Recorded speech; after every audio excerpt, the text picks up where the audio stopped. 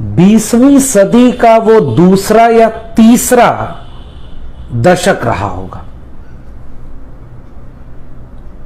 तीसरे दशक में बिहार के समस्तीपुर के एक गांव में एक नाई घर का बेटा, जिसके पिता अपना पुश्तैनी काम करते थे नाई का, उनके घर एक युवा, उनका बेटा मैट्रिक की परीक्षा पास करता है। यह सामान्य घटना नहीं थी।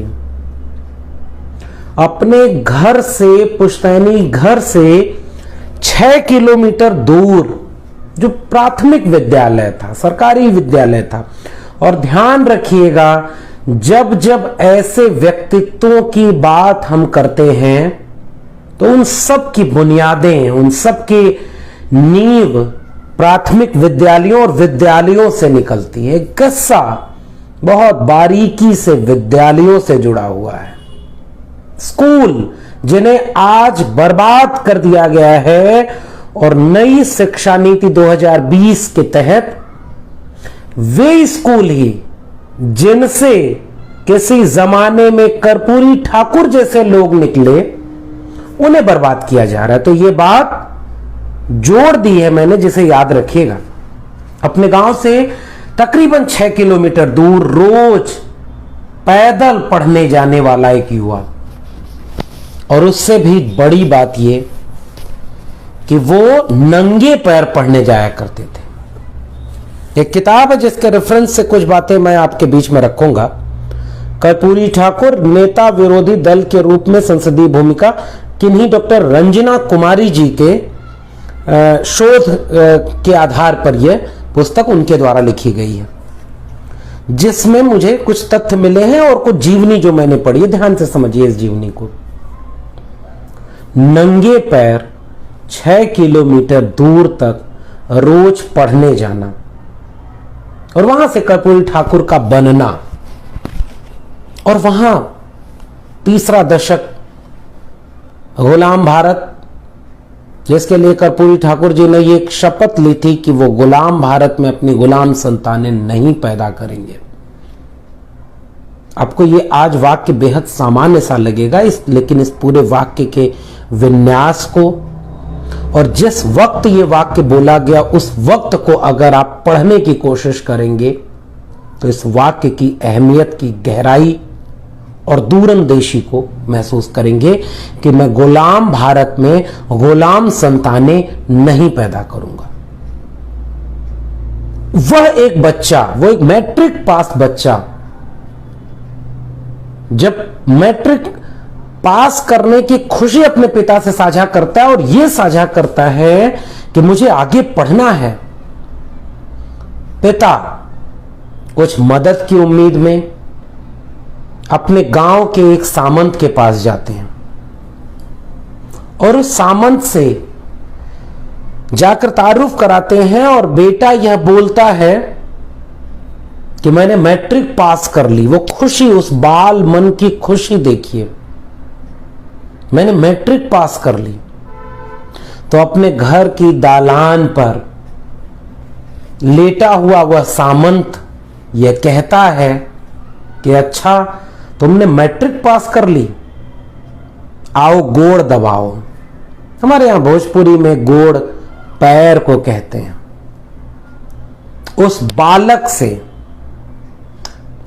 यह कहते हैं कि आओ गोड़ दबाओ, और उस बालमन पर इस बात की पीड़ा इतनी गहरी पड़ी, उस नाई घर में पैदा एक सामान्य से बच्चे को, जिसने शिक्षा को लेकर के एक आग महसूस की थी अपने भीतर, आगे पढ़ना चाहता था, उसे अपने ही गांव के एक सामंत ने जब ये कहा आओ गोड़ दबाओ, इस मनोविज्ञान ने, इस बात ने उनके जहन को इतना गहरे रूप में प्रभावित किया कि उन्होंने तय किया कि इस सामाजिक संरचना के खिलाफ हम लड़ाई लड़ेंगे, जिसमें एक शिक्षित युवा को भी यह कहा जा रहा है आओ गोड़ दबाओ। एक सामान्य परिघटना नहीं थी। पढ़ते होंगे हम कि न्यूटन के सामने एक फल गिरा, सेब गिरा, और उसने उससे गुरुत्वाकर्षण की खोज की। इस देश में न्यूटन और आइंस्टीन अगर हैं तो मैं उन्हें कर्पूरी ठाकुर, डॉक्टर अंबेडकर, फूलन देवी जैसे लोगों के बीच उन्हें इस रूप में देखता हूं और इस रूप में देखने की अपील आपसे करता हूं, क्योंकि भारत में विज्ञान की खोज एक सामान्य घटना मेरे लिहाज से लगती है। वह एक सामान्य परिघटना है जो दुनिया भर में क्रमशः आगे बढ़ती गई, लेकिन भारत के सामाजिक, सांस्कृतिक और राजनीतिक स्तर पर गहरे बैठी हुई जाति व्यवस्था, वर्ण व्यवस्था, शोषण और वंचना की जो श्रेणियां बनी थी, पितृसत्ता की जो श्रेणी बनी है, इन श्रेणियों के भीतर अगर कोई नाई घर का व्यक्ति, कोई निषाद, कोई मल्लाह, कोई कुम्हार, कोई मोची, कोई धोबी अगर सत्ता के पायदान के शीर्ष पर पहुंचता है तो यह एक बड़ी सामाजिक और राजनीतिक क्रांति है, नंबर 1। और नंबर 2, विश्लेषण इस बात का भी किया जाना चाहिए उतनी ही शिद्दत से, उतनी ही गहराई से, कि जब समाज सामाजिक और सांस्कृतिक रूप से सबसे निचले पायदान पर ढकेले गए लोगों को मनुष्य होने के बावजूद मानवीय गरिमा को तार तार कर देने वाली सामाजिक और सांस्कृतिक विरासत जिनको मिले, उस पायदान से निकले लोगों को जब भी सत्ता चलाने का मौका मिला, नीतियां बनाने का मौका मिला, देश चलाने का मौका मिला, तो उन्होंने क्या किया, इसका विश्लेषण किया जाना चाहिए।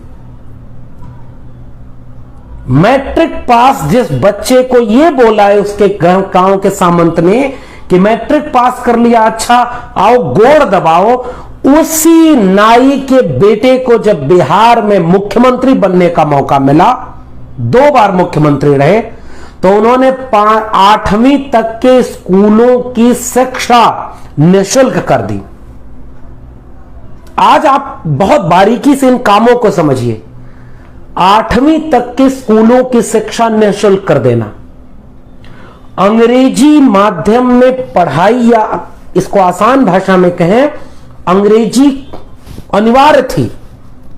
एक किसान, एक मजदूर, एक कुम्हार, एक लुहार, एक बढ़ई, एक नाई, एक मोची, एक मल्लाह के बेटे को, एक कामगार, एक कृषक, एक कमेरा जाति से आए हुए युवा के सामने ये बेड़ियां थे। एक आजाद देश में पराई भाषा को, विदेशी भाषा को ज्ञान का स्रोत, ज्ञान का पर्याय माना जाता था, अंग्रेजी। और ऐसा, और आज भी हम इससे उबर नहीं पाए। तो क्या अंग्रेजी केवल ज्ञान की पर्याय थी, या उस वंचित शोषित जमात से आने वाले युवाओं के सामने एक बाधा थी? क्योंकि आपने ज्ञान का परीक्षण नहीं किया, आप भाषा का परीक्षण करके उनको स्कूलों से लेकर विश्वविद्यालयों तक जलील करते रहे, उनके हाथ से ऊंची शिक्षा, उच्च शिक्षा पाने के मौके को छीनते रहे। तो जब सबसे निचले पायदान वाले व्यक्ति को मौका मिला, और आज मैं विशेष संदर्भ में जननायक कर्पूरी ठाकुर को याद करते हुए कह रहा हूं कि जब उन निचले पायदान के लोगों को मौका मिला तो उन्होंने शिक्षा के जरिए क्रांति की। 8वीं तक के बच्चों के निःशुल्क शिक्षा, अंग्रेजी की अनिवार्यता को समाप्त कर देना, और यह बात उन्हें समाजवादी, लोहियावादी वैचारिकी की ट्रेनिंग से मिले थे। और उसके बाद ये किताब और तमाम शोध ये बात दिखाते हैं कि वंचित शोषित जमात के युवाओं का स्कूल ड्रॉप आउट रेशियो बहुत हद तक घट गया, और नीचे वाली जातियां, कथित तौर पर सामाजिक पायदान में नीचे वाली जातियां ऊपर आकर के मुख्य धारा में इस देश और समाज को चलाने में अपनी काबिलियत का योगदान देना शुरू करती। जब समाज के सबसे निचले पायदान पर ढकेले गए इन लोगों को मौका मिला तो उन्होंने भूमि सुधार किया, लोकतंत्र को जमीन पर उतारने का काम किया। इसलिए जननायक कर्पूरी ठाकुर को याद करना चाहिए। भूमि सुधार को हर स्तर पर लागू करने की अपील की, काम किया उसके लिए। और अभी मैं बताते चलूं और आगे इसे विस्तार में बात करूंगा इस किताब के जरिए जो मैं बात कर रहा हूं, कर्पूरी ठाकुर के नेता विरोधी दल की संसदीय भूमिका का एक तथ्य आपसे साझा कर रहा हूं, कुछ और तथ्य भी इसके साझा करूंगा, बारीकी से समझिएगा। क्या किया उन लोगों ने जब उन्हें सबसे निचले पायदान पर मनुष्य होने की बुनियादी गरिमा तक से वंचित कर दिया गया, मनुष्य ही नहीं समझा। ऐसा आर्यावर्ते, जम्बू द्वीपे, भारत खंडे, विश्व गुरु, जाने क्या क्या सोने की चिड़िया, दुनिया में ऐसा कहीं नहीं हुआ जैसा जाति व्यवस्था के नाम पर भारत में किया गया। नाई का बेटा, उसे सामाजिक रूप से ऐसी वंचना जिसके आधार पर वो आगे न बढ़ सके, उसके मौके छीने गए। उन्हें जब मौका मिला तो उन्होंने क्या कहा, जननायक कर्पूरी ठाकुर ने, मैं तारीख बताता हूं, 1980 के आसपास का यह वक्त है, उन्होंने नेता प्रतिपक्षी दल के रूप में सदन में एक कविता पढ़ी थी।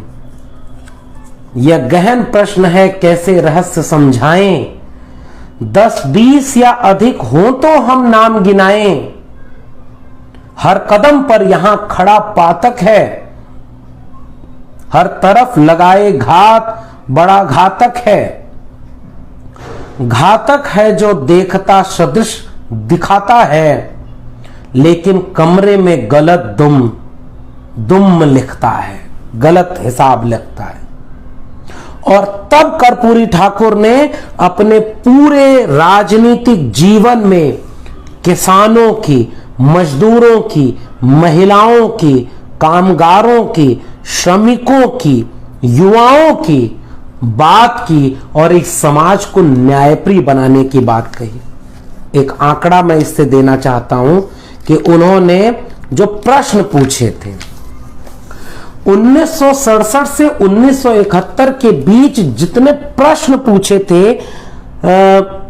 नेता सदन रहते हुए, नेता विरोधी दल रहते हुए, इन प्रश्नों की संख्या देखिए। शिक्षा पर 1382 प्रश्न पूछे कर्पूरी ठाकुर ने, राजस्व 746, लोक निर्माण पर 715, सामुदायिक विकास और पंचायतों पर 654, सिंचाई और नदी घाटी योजनाओं पर 574, स्वास्थ्य के मसले पर 536, कृषि एवं सिंचाई लघु पे 474, आपूर्ति और वाणिज्य पर 385, सहकारिता और चीनी उद्योग पर 296, विद्युत पर 264, स्वायत्त शासन पर 219, वित्त पर 100। आप इन प्रश्नों की सूची देख करके यह समझेंगे कि जब समाज के सबसे निचले पायदान के लोगों को मौका मिला तो उन्होंने इस दुनिया को सबके लिए बराबर बनाने का, सबको मौका दिलाने का काम किया। इसलिए उन्हें जननायक कहा गया। शिक्षा से वंचित रखा जिस सामाजिक सांस्कृतिक सामंतवादी पितृसत्ता मनुवादी व्यवस्था ने, उस व्यक्ति ने शिक्षा की अहमियत समझी और स्कूल बनवाए। उनको घर, एक किस्सा बड़ा प्रसिद्ध है, बहुत बारीकी से इन बातों को समझिए। ये केवल एक मैं भाषण देने की बजाय अपनी पीढ़ी की युवाओं से एक संवाद कर रहा हूं। हमारे सामने राजनीति का व्याकरण अलग है दोस्तों, हमें इस व्याकरण को समझने की जरूरत है। और इसलिए समझने की जरूरत है कि यह इतिहास न हमारी किताबों में पढ़ाया जा रहा है, न हमारी चाय की चट्टियों से लेकर घर के टीवी देखने तक कमरे में कोई बताने वाला नहीं रहा कि कौन थे जननायक कर्पूरी ठाकुर। अगर उनको मौका मिला तो कैसे उन्होंने समाज के अंतिम व्यक्ति तक न्याय पहुंचाने की बात की। गांधी से प्रभावित, लोहिया से प्रभावित, समाजवाद की वैचारिकी से प्रभावित कर्पूरी ठाकुर सदन में जब भी खड़े होकर बोलते थे, वो कहते थे कि मुझे न्याय को, लोकतंत्र को उस अंतिम पायदान पर खड़े व्यक्ति तक ले चलना है। यही मेरी राजनीति है, यही मेरा समाजवाद है, यही मेरा विचार है। कौन बताएगा आपको कर्पूरी ठाकुर के बारे में? आज अपने नाम पर तार से गुदवा करके 10 लाख रुपए का सूट पहनने वाला एक फकीर जो झोला उठा करके चल देने की बात करता है, वो फकीर जो करोड़ों रुपए की पीआर एजेंसी के जरिए इवेंट क्रिएट करके अपने परिवार, अपने समाज में आगे पीछे किसी के न होने के चलते खुद की इमेज को फकीर बनाकर घोषित करता है, बाल और दाढ़ी बढ़ा करके कभी वाल्मीकि तो कभी टैगोर बनने की छवियां रचता है, वो एक दिन में कितने कपड़े बदलता है। ऐसे नायक के दौर में जो छद्म नायक है, जो हमारे ऊपर आरोपित है, वैसे नायक के दौर में कर्पूरी ठाकुर का एक और किस्सा सुनिए। 2 किस्से हैं कपड़े को लेकर। चंद्रशेखर जी बड़े नेता थे और चंद्रशेखर जब बिहार गए, एक मीटिंग थी, एक बैठक थी, उसमें भाग लेने, तो कर्पूरी जी उनसे मिलने आए। चंद्रशेखर जी मिलते हैं और कर्पूरी जी के कपड़े पर उनकी नजर जाती है। और उस जमाने में जब कर्पूरी जी बिहार के मुख्यमंत्री रह चुके हैं, यानी कोई सामान्य कद नहीं था। मैं बहुत छोटी सी बात इसमें जीवन की है, बहुत ज्यादा तो नहीं, लेकिन जीवन की कुछ बातें आपको जरूर बताऊंगा जो आपको जाननी चाहिए। एक विवाद चलता है, कुछ लोग कहते हैं कर्पूरी ठाकुर का जन्म 1920 में हुआ था, लेकिन मैट्रिक की डिग्री पर उनके 1924 जन्म तिथि है, इसलिए हम 24 जनवरी 1924 को कर्पूरी ठाकुर की जयंती मानते हैं। और उसके बाद 17 फरवरी 1988 को इनका निधन हुआ। 2 बार मुख्यमंत्री रहे, एक बार दिसंबर 1970 से जून 1971 तक बिहार के, और दूसरी बार जून 1977 से लेकर के अप्रैल 1989 तक, 1979 तक कर्पूरी ठाकुर 2 बार मुख्यमंत्री रहे। जंगे आजादी के वक्त वो आजादी की लड़ाई में शामिल रहे, गांधी से बेहद प्रभावित थे, लोहिया से बहुत ज्यादा प्रभावित थे। ये किस्सा भी भूला नहीं हूं, चंद्रशेखर वाला और कपड़े वाला। थोड़ा जिंदगी के बारे में जान लीजिए, फिर मैं उस कपड़े पर किस्सा जरूर सुनाऊंगा कि आप ये समझें कौन थे कर्पूरी ठाकुर, उन्होंने किया क्या था, जिनके खिलाफ उन्होंने लड़ाई लड़ी, आज वे भी उन्हें याद करने पर मजबूर है। जो कर्पूरी ठाकुर के देखे गए ख्वाब को कुचलने पर आमादा हैं, हमारे दौर में हम कर्पूरी ठाकुर को कैसे याद करें, यह सवाल बहुत जरूरी है साथियों। क्योंकि मुझे जो विषय दिया गया है, मुझे यह विषय दिया गया है कि हमारा समय और कर्पूरी ठाकुर, इसलिए यह बात समझनी बहुत जरूरी है। 1942 के राष्ट्रीय स्वाधीनता आंदोलन में कर्मठ योद्धा की तरह भूमिका निभाई और उनके राजनीतिक प्रतिद्वंदी रहे लोगों ने कर्पूरी ठाकुर की प्रशंसा में उस जमाने में 1942 की आजादी की लड़ाई के जमाने में उस समय उन्होंने ये कहा कि श्री ठाकुर स्वतंत्रता संग्राम के सेनानी, समाजवादी आंदोलन के अग्रणी, कुशल प्रशासक तथा सजग विरोधी बल के नेता के रूप में बिहार और देश की सेवा करते रहे। पुराने अभिजात जातिवादियों के यहां थोड़ी तो बौद्धिक ईमानदारी मिल जाती है कि उन्होंने कुछ हद तक तो इनके ऐसी जातियों के लोगों को कबूल किया। ये हमारे दौर के बुद्धिजीवियों को क्या है, आपको इनका भी विश्लेषण करना है, जिनकी बातों में न्याय है, सामाजिक न्याय है, लेकिन सामाजिक न्याय के नायक नहीं है, उनका इतिहास नहीं है, उनके पाठ्यक्रम में वो शामिल नहीं है, वो कभी याद नहीं करते कर्पूरी ठाकुर को। और गालियां तो उन्होंने वो दी हैं जो अभी मैं आपको किस्सा सुनाऊंगा गालियों का भी। बस जीवन के बारे में कुछ बातें बेहद जरूरी हैं, वो जानिए। संघर्ष करके एक नाई का बेटा कैसे बिहार के इतने बड़े सूबे का मुख्यमंत्री एक बार नहीं 2 बार बनता है, और उसने अपने काम से वो इतिहास रचा कि मैट्रिक पास होने के बाद जिस सामंत के पास गए थे कर्पूरी ठाकुर और खुशी खुशी उन्होंने सामंत से बताया था कि मैं मैट्रिक पास हो गया, पिता चाहते थे कि कुछ आगे मदद मिल जाए कि वो आगे पढ़ाई कर सके, और वह सामंत को अपनी खाट पर लेटा हुआ कहता कि मैट्रिक पास हो गए, आओ गोड़ दबाओ। उस सामंत को इतिहास में कोई नहीं जानता, दफन है वो इतिहास में।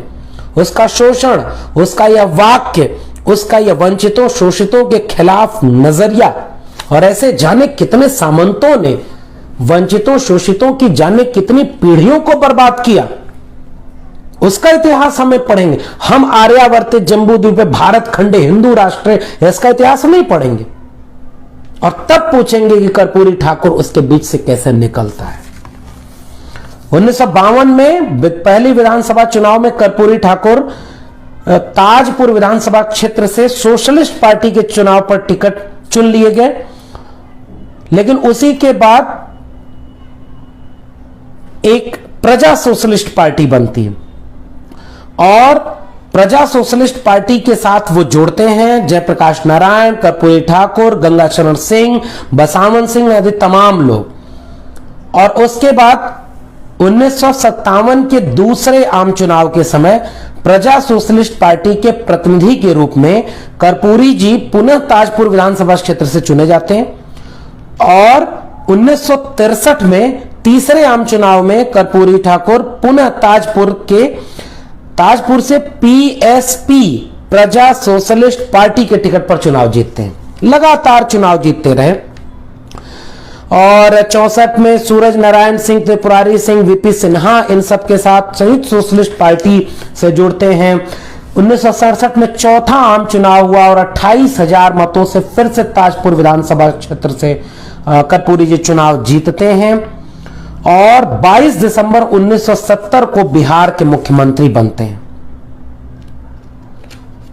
उस जमाने का एक किस्सा है जो मैं पहले बता चुका हूं बाबू जगदेव प्रसाद को याद करते हुए और बिहार के राजनीति को याद करते हुए कि कैसे 1969 में वो वहां एक पूरा गैर कांग्रेसवाद की एक लहर उठती है और कैसे सारे लोग मिल करके एक पहले गैर कांग्रेसी गैर सवर्ण व्यक्ति को मुख्यमंत्री नहीं बनने देते हैं। लेकिन उसके बाद तानाशाही की जो लड़ाई है इस किताब में उसका एक जिक्र मिलता है कि जब जेपी आंदोलन के समय की बात है, जो व्यक्ति जंगे आजादी के समय कम जेल गया, आजाद भारत में कर्पूरी ठाकुर 18 से 20 बार जेल गए और इमरजेंसी के समय कर्पूरी ठाकुर ने किस तरह से 5 सितंबर 1975 को, और ये पूरा किस्सा है, मैं उसके विस्तार में नहीं जाऊंगा, बस इसकी बारीकियों को ऐसे समझिए कि जब इमरजेंसी देश में थी तो कर्पूरी ठाकुर लोकतंत्र बचाने के लिए लड़ रहे थे। नेपाल तक छुपने गए थे, कलकत्ता, काठमांडू और वहां से लेकर के दिल्ली तक में वो लगातार विरोधी दल के लोगों को एकजुट करते रहे। 21 अक्टूबर को कलकत्ता में वामपंथी दलों और विरोधी दल के नेताओं के साथ विचार किया, फिर बंबई गए, वहां उन्होंने कांग्रेस और बाकी कांग्रेस के विरोध में तमाम लोगों को एकजुट किया। 9 नवंबर को बोकारो गए, 11 दिसंबर को लोक संघर्ष समिति बनाए और उसके बाद फिर लोगों को पता चल गया कि कर्पूरी ठाकुर एक्टिव हैं, तो फिर पुलिस और गुप्तचरों की नजरों से बचते बचाते चौधरी चरण सिंह के घर में जाकर के आंदोलन के मसले पर विचार किया, योजना बनाई। 24 जुलाई 1976 को भारतीय लोकदल के कार्य समिति की बैठक में विचार रखने दिल्ली गए। 17 अगस्त से 3 सितंबर 1976 तक बनारस में रहे। 13-14 नवंबर को जेपी के निवास स्थान पर पटना में सभी विरोधी दलों की बैठक बुलाई और उनमें जनसंघ से लेकर के समाजवादी धड़ों तक को तमाम लोगों ने जो एक बात रखी थी उसके खिलाफ उन्होंने एक स्टैंड लिया और ये कहा कि हमें बिना डरे बिना झुके इस पूरे तानाशाही चीजों से लोकतंत्र को बचाना है, भारतीय लोकतंत्र को बचाना है। तो लगातार चुनाव लड़ते रहे, लगातार मुख्य धारा की राजनीति में रहे, लगातार यह बात करते रहे कर्पूरी ठाकुर कि अपने लिए कभी कुछ नहीं किया। के कामराज के बारे में कहा जाता है, लोहिया के बारे में कहा जाता है कि जब वो लोग गुजरे तो उनके पास कुछ नहीं था, 1 या 2 जोड़ी कपड़े, 2-4 किताबें, वही हाल कर्पूरी ठाकुर का था। तो वो जो किस्सा है वो किस्सा समझने की जरूरत है कि कर्पूरी ठाकुर उस मीटिंग में जब आए तो चंद्रशेखर जी ने उनके कपड़े को देखा और वही चंद्रशेखर ने सारे लोगों से चंदा जुटाया और चंदा जुटाने के बाद उन्होंने वह चंदा कर्पूरी ठाकुर को दिया और कहा, कर्पूरी कभी अपने लिए भी सोचा करो, इससे कुर्ता बनवा लेना। यह सबसे महत्वपूर्ण बात है। टीटो का एक किस्सा है, विदेश जाते हैं कर्पूरी ठाकुर, वह भी मांग करके कोट ले जाते हैं जो उनके फिट नहीं बैठती थी, तो टीटो ने उनको जो है कोट भेंट की थी कि यह आप अपने लिए पहनिएगा। दो चीजें यहां जोर देकर कहना चाहूंगा। महात्मा गांधी के लिए उनके महात्मापन को ग्लैमराइज करने के लिए कहा जाता है कि महात्मा गांधी ने यह कहा कि जिस देश में लोगों को तन ढकने के लिए कपड़ा नहीं है, मैं पूरे तन ढकने का कपड़ा क्यों पहनूंगा, इसलिए उन्होंने एक कपड़ा धोती को लपेटते थे महात्मा गांधी। अच्छी बात है, हम उसका सम्मान करते हैं, लेकिन उसके बाद वंचितों शोषितों की जमात से निकले जाने कितने लोगों ने ऐसे त्याग किए, कभी उनको वो इतिहास में जगह नहीं दी। हमारा समय उन्हें कैसे देखे, यह भी सवाल है। दो किस्से और सुनाऊंगा। मुख्यमंत्री थे बिहार के जननायक कर्पूरी ठाकुर, और उस वक्त उनके पिताजी के साथ किसी की झड़प हो गई और उसने उनके पिताजी को मारा, पिटाई की। और उस समय उनके जिले के डीएम को यह बात जब पता चली तो डीएम ने कड़ी कार्रवाई की जिन लोगों ने उनके पिता को मारा था। और यह बात जब कर्पूरी ठाकुर को पता चली तो कर्पूरी ठाकुर ने सबको बुलवाया और डीएम से कहा, इन्हें छोड़ो, कोई जरूरत नहीं है। इस देश में कर्पूरी ठाकुर के पिताओं की तरह जाने कितने बुजुर्गों की रोज पिटाई होती है, रोज उनके साथ अन्याय होता है। जिस दिन हम उन सारे बुजुर्गों के साथ अन्याय होना बंद करवा देंगे, उस दिन कर्पूरी ठाकुर के पिता के साथ भी अन्याय नहीं होगा। तो इसलिए व्यक्ति से नहीं लड़ रहे थे कर्पूरी ठाकुर, एक पूरी सामाजिक सांस्कृतिक संरचना से लड़ रहे थे।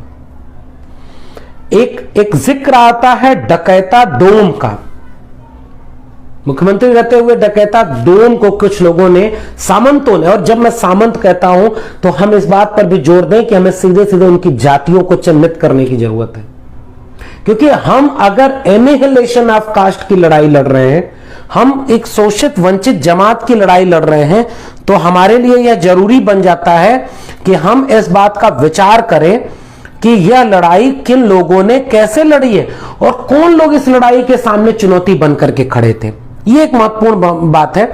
तो जब डकैता डोम की बात आती है, उनकी कुछ लोगों ने पिटाई की, कर्पूरी ठाकुर खुद उससे मिलने गए, उसकी मृत्यु और उसके बेटे को खुद चिता में आग जलाई। उन्होंने कहा ये मेरा बेटा है, और इस तरह से उन्होंने कहा कि जिन लोगों ने इनके खिलाफ हमारे समाज को बांटने की कोशिश की, हम उनके खिलाफ हम एक बराबरी का समाज बनाना चाह रहे हैं।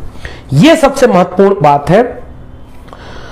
और उसके बाद जो महत्वपूर्ण बातें हैं, दो प्रसंग मिलता है जो बेहद अहम है। और अब उस असली सवाल पर आइए कि हमारे दौर में किन सवालों पर राजनीति हो रही है और कर्पूरी ठाकुर ने किन सवालों पर राजनीति की। कर्पूरी ठाकुर ने भूमि सुधार के मसले पर लगातार काम किया। बिहार की राजनीति ने बाबू जगदेव प्रसाद कुशवाहा और जननायक कर्पूरी ठाकुर को पैदा किया है, जिसके चलते बिहार की राजनीति में सामाजिक न्याय लंबे वक्त तक मूल प्रश्न के रूप में शामिल रहा है, आज भी है। कम से कम देश के बाकी हिस्सों में जितनी मात्रा में सामाजिक न्याय राजनीति के केंद्र में है, उससे ज्यादा तो बिहार में है ही। चुनौतियां वहां भी हैं, वहां भी लड़ना पड़ेगा सामाजिक न्याय को मूल विमर्श के केंद्र में रखने में, और लोग लड़ रहे हैं। जैसे ये मंच है, इस मंच के लोग भी लगातार इस कोशिश में हैं।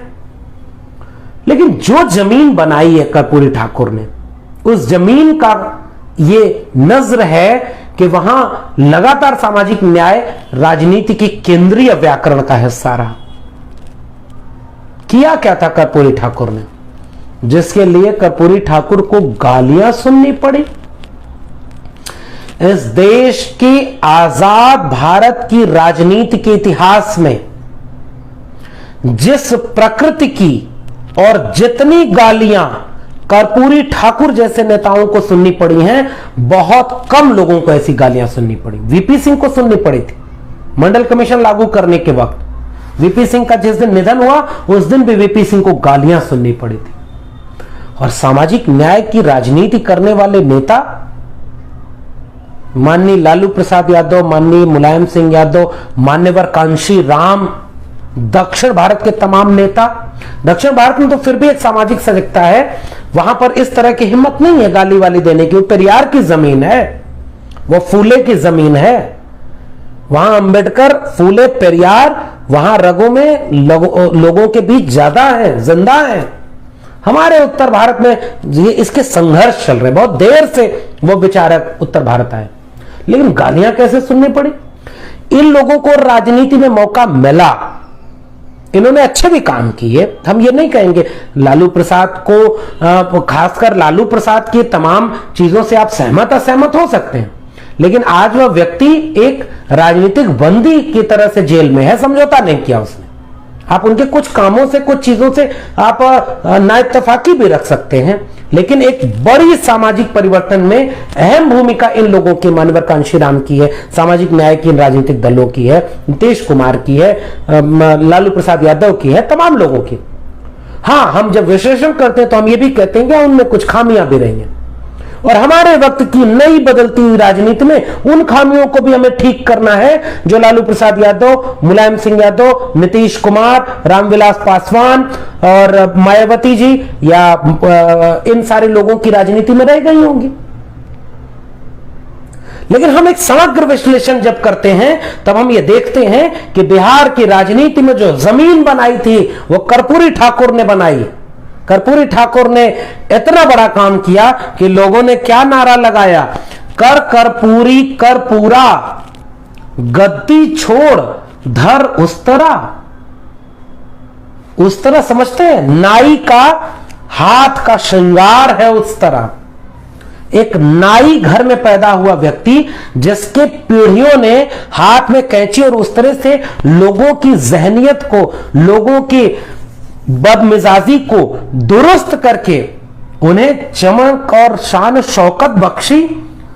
उन्हीं सामंतों ने, उन्हीं जातिवादियों ने इन नाई परिवार के लोगों को कभी बराबरी की हैसियत नहीं दी, और उस नाई घर में पैदा कर्पूरी ठाकुर के हाथ में जब सत्ता चलाने की कलम आई तो उन्होंने इतिहास रच दिया। दलितों और आदिवासियों के अलावा व्यवस्थित तौर पर पिछड़ों को 26% आरक्षण देने का काम कर्पूरी ठाकुर ने किया। मुंगेरी लाल कमीशन के आधार पर यह मांग की, भूमि सुधार की बात की और सत्ता के हर पायदान पर भूमि सुधार को लागू करवाने की शुरुआत कर दी थी।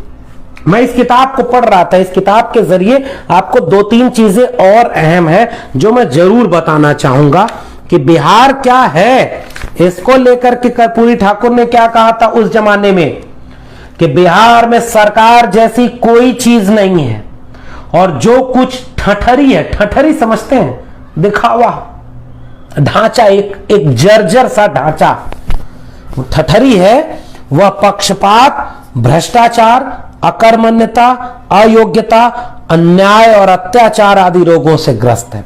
और जितने प्रसंग इस विधानसभा में बतौर मुख्यमंत्री काम करते हुए या बतौर नेता विरोधी दल काम करते हुए जितने सवाल पूछे हैं, जितने काम किए हैं, उसमें किसान का सवाल सबसे आगे है। वो सिंचाई की बात करते हैं, वो भूमि के जोत की बात करते हैं, भूमि सुधार की बात करते हैं और कहते हैं कि भूमिहीनों को कैसे जमीन हम दे सकेंगे।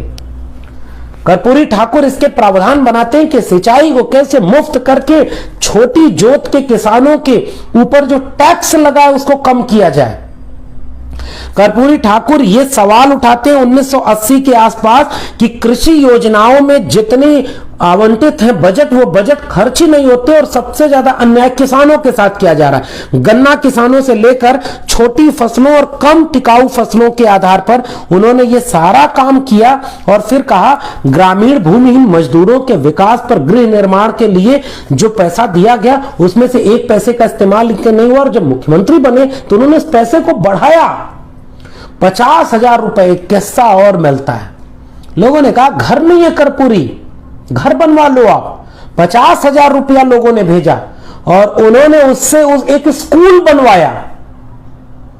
हमारे वक्त के युवाओं को यह सवाल और यह बात जाननी बेहद जरूरी है कि जिस दौर में उनके पास घर नहीं था, वो चाहते तो उस पैसे से घर बनवा सकते थे, उन्होंने एक विद्यालय क्यों बनवाया, एक स्कूल क्यों बनवाया?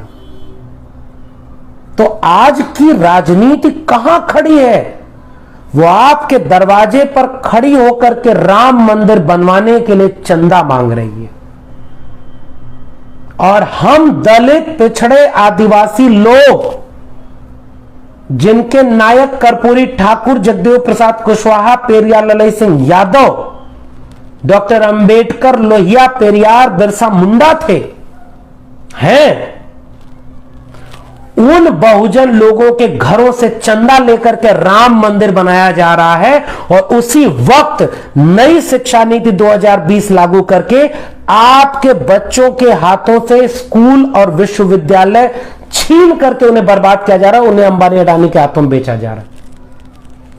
अगर हमारे दौर में कर्पूरी ठाकुर को हमें वाकई याद करना है तो यह सवाल पूछना होगा कि कर्पूरी ठाकुर किस काम से जननायक के नाम से प्रचलित हुए थे। उन्होंने किसानों, मजदूरों, महिलाओं के लिए 3% आरक्षण दिया और उसमें सभी जाति की महिलाओं की बात की। कर्पूरी ठाकुर ने सोशलिस्ट पार्टी से यह सवाल पूछा कि आप तो यह नारा देते थे कि पिछड़ा पावे 100 में 60 और आपको जब मौका मिला तो आपने एक सवर्ण को बिहार का मुख्यमंत्री बनाया। इससे नाराज हुए कर्पूरी ठाकुर और कर्पूरी ठाकुर असल मानी में सामाजिक न्याय के योद्धा का नाम है, जिसने वह जमीन तैयार की 26% आरक्षण पिछड़े वर्ग के लोगों को और उस आरक्षण लागू करने के नाते क्या बोला, एमए बीए पास करेंगे कर्पूरिया को बांस करेंगे। फिर से सुनिए इस नारे को सुनिए, इस गाली को सुनिए जो कर्पूरी ठाकुर ने सुनी और सही है। एमए बीए पास करेंगे कर्पूरिया को बांस करेंगे। यह आत्मविश्वास कहां से आया? क्या आरक्षण देने का काम आज तो ये बड़े बड़े फकीरों की पार्टियां, राम मंदिर बनवाने वालों की पार्टियां, इनकी हिम्मत नहीं है कि आरक्षण को छेड़े। सीधे तौर पर नहीं छेड़ रहे, याद रखिएगा, वो अंदर अंदर आपके आरक्षण को लील चुके हैं, खत्म कर चुके हैं। वो अंदर अंदर सारी सरकारी नौकरियों को खत्म कर चुके। अंबानी और अडानी को सबको सारा शिक्षा, रोजगार, किसानी सब कुछ बेचना है। वैसे ही आपका सामाजिक न्याय आरक्षण खत्म है, लेकिन कभी वो खुल के नहीं कर पाए क्योंकि उसकी जमीन कर्पूरी ठाकुर जैसे लोगों ने बनाई। उस जमीन को बनाने के लिए ये गाली सुननी पड़ी, एमए बीए पास करेंगे कर्पूरिया को बांस करेंगे। मैं बार बार इसको क्यों बोल रहा हूं? मैं चाहता हूं कि आपको चुभे, क्योंकि आपने अपना इतिहास जानना छोड़ दिया है। दिल्ली से चमड़ा भेजा संदेश, फिर से सुनिए एक स्लोगन को। उस जमाने में यूपी में मुख्यमंत्री थे राम नरेश यादव। राम नरेश यादव किसी समाजवादी या सामाजिक न्याय के राजनीतिक दल से नहीं थे, वो उसी कांग्रेस पार्टी से थे। और राम नरेश यादव यहां के मुख्यमंत्री थे और वहां कर्पूरी ठाकुर उन लोगों के लिए क्या नारा भेजा गया? दिल्ली से चमड़ा भेजा संदेश, कर्पूरी बार बनावे, भैंस चरावे राम नरेश। बाबू जगदेव प्रसाद कुशवाहा के लिए कहा कि गंगा में आग इसलिए लग गई क्योंकि नीची जाति के लोग हमारी कुर्सी पर बैठ गए।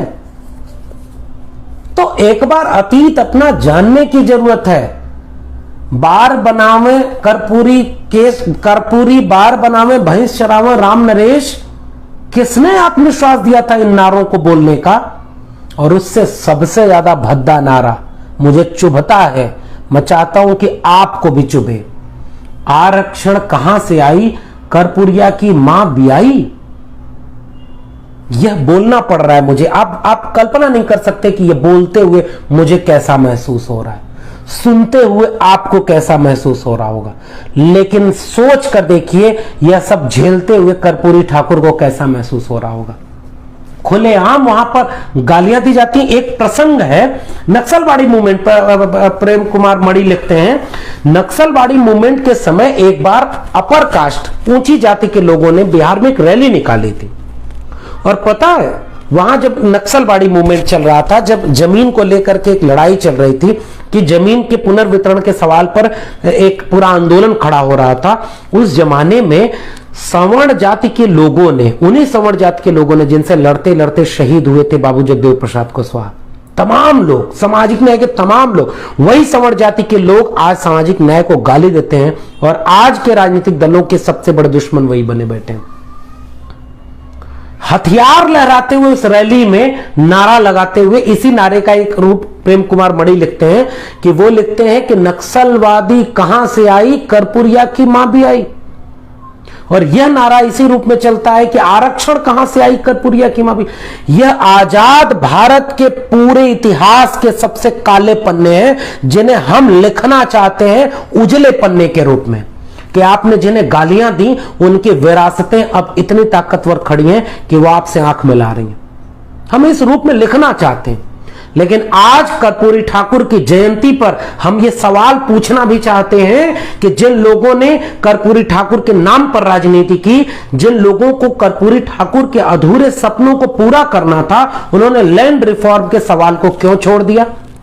उन्होंने सामाजिक न्याय में पिछड़ी जातियों के साथ अति पिछड़ी महादलित जातियों, दलित जातियों के साथ महादलित जातियों को साथ बांधे रख पाने में क्यों सफलता हासिल नहीं की? आज हमारे समय के सामने चुनौतियां ये हैं कि हमें वापस सामाजिक न्याय के सवाल को मुख्य धारा के सवाल के रूप में स्थापित करने का वक्त है। माना कि दौर इतना मुश्किल है कि वो चुनी हुई सरकारों को विधायक खरीद के गिरा रहे हैं, वो शिक्षा बर्बाद कर रहे हैं, वो सारे सार्वजनिक निकायों को, रेलवे को, एयरपोर्ट को, LIC को, BSNL को, भेल को, नवरत्न कंपनियों को, सबको अंबानी अडानी जैसे प्राइवेट हाथों में बेच रहे हैं। जिन्होंने नारा दिया था, सौगंध मुझे इस मिट्टी की, मैं देश नहीं बिकने दूंगा, उन्होंने देश की एक एक सार्वजनिक निकाय को पूरी तरह से प्राइवेट हाथों में भेज दिया है। नई शिक्षा नीति 2020 जो इसी पैंडेमिक के दौर में लागू कर दी गई है, इस नई शिक्षा नीति के जरिए उन्होंने उन्हीं स्कूलों और डिग्री कॉलेजों, विश्वविद्यालयों तक को भी अंबानी अडानी के हाथों में बेच दिया है। पूरी नई शिक्षा नीति में एक शब्द भी आरक्षण नहीं है। तो सफल कौन हो रहा है? जिन्होंने गाली दी थी कर्पूरी ठाकुर को कि आरक्षण कहां से आई, कर्पूरिया की मां भी आई। और जिनके लिए कर्पूरी ठाकुर ने गालियां सुनी, जिनके लिए कर्पूरी ठाकुर ने अपमान सहा, जिनके लिए कर्पूरी ठाकुर कभी इतिहास में, भारतीय राजनीति के इतिहास में कायदे से दर्ज नहीं हो पाए, अपना कुछ नहीं बनाया, घर तक नहीं था, कपड़े तक नहीं थे, उस कर्पूरी ठाकुर का ख्वाब, उस कर्पूरी ठाकुर का संघर्ष, उस कर्पूरी ठाकुर का मिशन आज कहां खड़ा है? राम मंदिर बनवाने के लिए चंदा देने में। ये दलित, पिछड़े, आदिवासी आपस में सब लड़े जा रहे हैं।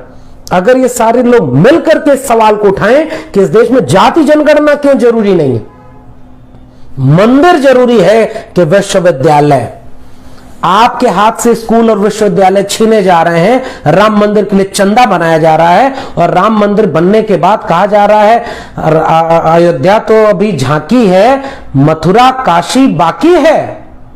जाइए, 3000 मंदिरों की विश्व हिंदू परिषद और विश्व राष्ट्रीय स्वयंसेवक संघ ने लिस्ट बनाई है हिंदू मुस्लिम दंगा कराने के लिए। हमारा समय किन चुनौतियों के सामने खड़ा है? वह समय है सामाजिक न्याय के लिए सबसे चुनौतीपूर्ण। कर्पूरी ठाकुर जैसे योद्धाओं को निचली पायदान के लोगों को जब सत्ता में मौका मिला तो उन्होंने मनुष्यता की रचना की, लोकतंत्र को सही अर्थों में प्रतिपादित किया। भूमि, किसान, मजदूर, वंचित, शोषित, महिला, दलित, पिछड़ा, आदिवासी, इन सबके लिए काम किया। यह है न्याय का काम। इसलिए हमारे नायक है कर्पूरी ठाकुर, और कर्पूरी ठाकुर पर बारीकी से इसलिए बात करना बहुत जरूरी है दोस्तों। और मैं अभी बहुत, चूंकि समझाने की शक्ल में ये बातें रखनी पड़ रही है, इसलिए आपसे कुछ चीजें दे रहा हूं। एक वाक्य छूट गया। 17,000 सिंचाई विभाग में नौकरी देना था। 17,000 नौकरियां एक लेटर के साथ। गांधी मैदान में उन्होंने बुलाया था, 5,000 इंजीनियरों को एक साथ लेटर देकर के नौकरी दी थी, आरक्षण लागू करके। दलित, पिछड़े, आदिवासियों को आरक्षण लागू करके उन्होंने सबको नौकरी दी थी। 17,000 सिंचाई कर्मियों की नौकरी देनी थी और उसके लिए उन्होंने तारीख रखी थी, आवेदन करवाया था। 1 हफ्ते के भीतर उन सबको नौकरी देनी थी।